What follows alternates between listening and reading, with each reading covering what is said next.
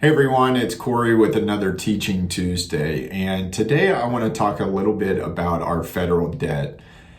This is a topic that comes up often with clients and new prospects, and especially when they see the headlines of how much debt the nation's in, and it can be scary when you look at the headline numbers, but I want to also put it in perspective because a number by itself is worthless. A number only has any type of value or relevancy when you can compare it to something else. And if we think about our nation's debt, we're going to actually think about it the same way that creditors look at you when you apply for credit cards or a mortgage or an auto loan. They're going to look to see what your debt to income ratio is.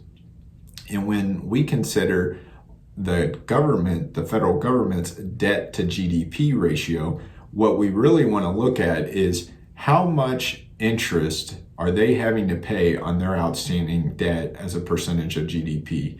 So there's going to be a really great graph here that pops up. And what this is showing is we right now have around a 3% debt interest rate of servicing the debt that's outstanding, 3% of GDP. And this is actually lower than what it was if you go back to where we were in the 90s. Because if you think about if your debt doubles, but your interest rate gets cut in half, basically what it's costing you to service that debt stays the same.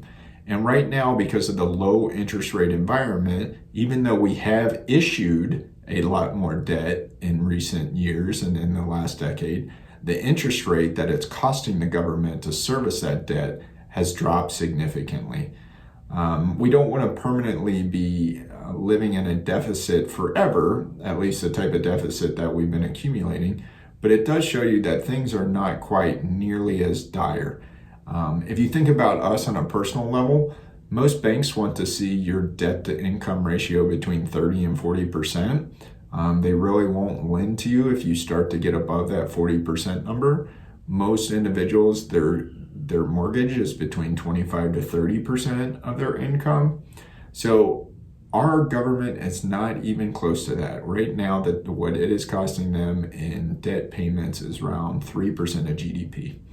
So stay of good cheer. This is a great talking point and a great headline, but not something that is so dire that we should be overly concerned.